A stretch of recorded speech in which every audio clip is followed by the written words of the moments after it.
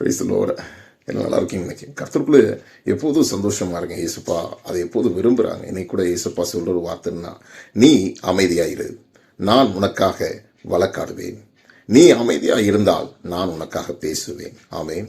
இன்னைக்கு நீங்க சொல்லலாம், என் சார்பா யாருமே பேச வர மாட்டேங்காங்க, என் சார்பா யாருமே துணையா இருக்க மாட்டேங்காங்க, நான் தனியா இருக்கிறேன், எனக்கு விரோதமா அநேக சூழ்ச்சிகள் இருக்கிறது, அநேக பிரச்சனை இருக்குது. ஆண்டவர் சொல்லுகிறார், நீ அமைதியாயிரு, நான் உனக்காக வழக்காடுவேன், நான் உன் சார்பில் உனக்காக நான் பேசுவேன். ஆமென். நீங்கள் அமைதியாயிருந்து நீங்கள் ஜெபித்துக் கொண்டே இருங்கள். கர்த்தர் சூழ்நிலைகளை மாற்றுவார். ஜானகி, உங்கள் சூழ்நிலைகளை ஆண்டவர் மாற்றுகிறார். நீங்கள் அமைதியாயிருக்கும் போது, நீங்கள் பொறுமையாயிருக்கும் போது கர்த்தர் உங்கள் சார்பாய் அவர் பேசுவார் என்ற வார்த்தையை நம்புங்க. ஆமென்.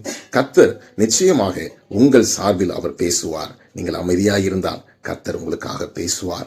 ஆமென். கர்த்தர் உங்களுக்காக யுத்தம் பண்ணுவார். நீங்கள் சும்மா இருப்பீர்கள் என்று சொல்லி ஆண்டவர் மோசேயோடு கூட பேசினார். மோசே இந்த வார்த்தை ஜனங்களுக்கு தெரியப்படுத்தினார். ஆமென்.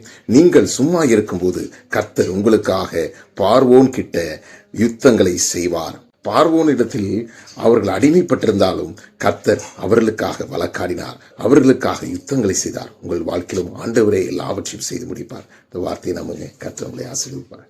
God bless you.